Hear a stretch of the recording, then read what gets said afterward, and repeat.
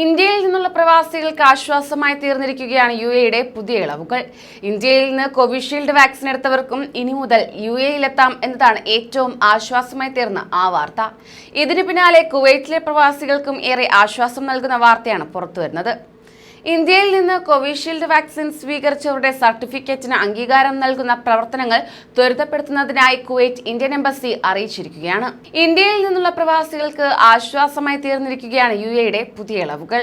ഇന്ത്യയിൽ നിന്ന് Covishield vaccine എടുത്തവർക്കും ഇനി മുതൽ യുഎഇയിലെത്താം എന്നതാണ് ഏറ്റവും ആശ്വാസമായി തീർന്ന ആ വാർത്ത. ഇതിനു പിന്നാലെ കുവൈറ്റിലെ പ്രവാസികൾക്കും ഏറെ ആശ്വാസം നൽകുന്ന വാർത്ത പുറത്തു വന്നിരിക്കുകയാണ്. നമസ്കാരം, പ്രവാസി മലയാളിയിലേക്ക് സ്വാഗതം. പ്രവാസി വാർത്തകൾക്കായി ഈ ചാനൽ സബ്സ്ക്രൈബ് ചെയ്യും.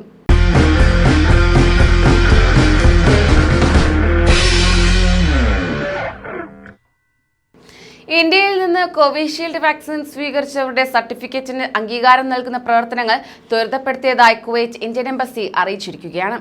ഗർഭിണികൾക്കും 18 വയസ്സിൽ താഴെ പ്രായമുള്ളവർക്കും കുവൈറ്റിലേക്ക് പ്രവേശിക്കുന്നതിന് വാക്സിനേഷൻ നിബന്ധന ഇല്ലെന്നും എംബസി വ്യക്തമാക്കി. അംബാസിഡർ CB ജോർജ് കുവൈറ്റ് ആരോഗ്യ മന്ത്രാലയം അണ്ടർ സെക്രട്ടറി ഡോക്ടർ മുസ്തഫ അൽദരിയയുമായി നടത്തിയ കൂടിക്കാഴ്ചയിലാണ് ഇന്ത്യക്കാരുടെ മടക്കയാത്ര ഉൾപ്പെടെയുള്ള വിഷയങ്ങൾ ചർച്ചയായി വന്നത്. ആരോഗ്യ മേഖലയിലെ ഇരു രാജ്യങ്ങളും തമ്മിലുള്ള സഹകരണം ശക്തിപ്പെടുത്തൽ, ആരോഗ്യ ജീവനക്കാരുടെ റിക്രൂട്ട്മെന്റ് എന്നിവയും ചർച്ചയായി. ഇന്ത്യൻ ആരോഗ്യ ജീവനക്കാർക്കും കുടുംബത്തിനും കുവൈറ്റിലേക്കുള്ള പ്രവേശനം ഉടൻ അനുവദിക്കുന്നതായിരിക്കും. കൂടാതെ വിദേശത്ത് നിന്ന് വാക്സിൻ സ്വീകരിച്ചവരുടെ സർട്ടിഫിക്കറ്റിന് അംഗീകാരം നൽകുന്ന പ്രവർത്തനങ്ങൾ ത്വരിതപ്പെടുത്തിയിട്ടുണ്ട്. വാക്സിനേഷൻ സർട്ടിഫിക്കറ്റിലെ QR കോഡ് സ്കാനിങ്ങുമായി ബന്ധപ്പെട്ട പ്രശ്നമുണ്ടെങ്കിൽ തത്സമയം പരിഹരിക്കുമെന്നും ഡോക്ടർ മുസ്തഫ അൽറിദിയ പറയുകയുണ്ടായി. വാക്സിനേഷൻ സംബന്ധിച്ച് ഇന്ത്യക്കാർക്കിടയിൽ അവബോധം സൃഷ്ടിക്കാൻ ശ്രമിക്കുമെന്ന് അംബാസിഡർ ഉറപ്പു നൽകി.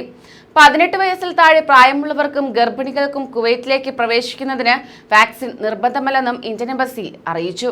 അതിനിടെ ഇന്ത്യയിൽ നിന്ന് വാക്സിൻ എടുത്ത് ആരോഗ്യ മന്ത്രാലയത്തിൽ രജിസ്റ്റർ ചെയ്തവർക്ക് അംഗീകാരം ലഭിച്ചു തുടങ്ങി.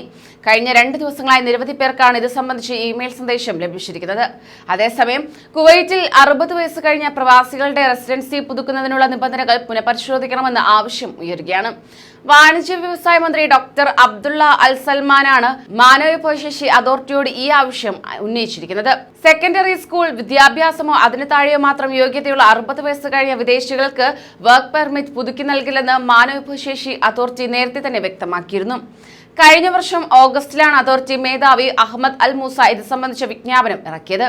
വിവിധ കോണുകളിൽ നിന്ന് എതിർപ്പ് ഉയർന്നതിനെ തുടർന്ന് 2000 ദിനാർ വാർഷിക ഫീസ് ഈടാക്കി ഇഖാമ പുതുക്കി നൽകാൻ മാനവവിഭവശേഷി അതോറിറ്റി സന്നദ്ധമായിരുന്നു. എന്നാൽ 2000 ദിനാർ എന്ന ഫീസ് നിരക്ക് പുനഃപരിശോധിക്കണമെന്നാണ് ഇപ്പോൾ മന്ത്രി ഡോക്ടർ അബ്ദുള്ള അൽ സൽമാൻ ആവശ്യപ്പെടുന്നത്. 500 ദിനാറാക്കി ഫീസ് കുറയ്ക്കണമെന്നും അദ്ദേഹം അഭ്യർത്ഥിക്കുകയുണ്ടായി. മന്ത്രിയുടെ അഭ്യർത്ഥന ചർച്ച ചെയ്യാൻ മാനവവിഭവശേഷി അതോറിറ്റി ഡയറക്ടർ ബോർഡ് അടുത്ത ദിവസം വീണ്ടും യോഗം ചേരുമെന്നാണ് വിവരം. നേരത്തെ വാണിജ്യ മന്ത്രാലയം അണ്ടർ സെക്രട്ടറിയും സമാന നിർദ്ദേശം മുന്നോട്ട് വച്ചിരുന്നു. കൂടുതൽ പ്രവാസി വാർത്തകൾക്കായി ഈ ചാനൽ സബ്സ്ക്രൈബ് ചെയ്യൂ.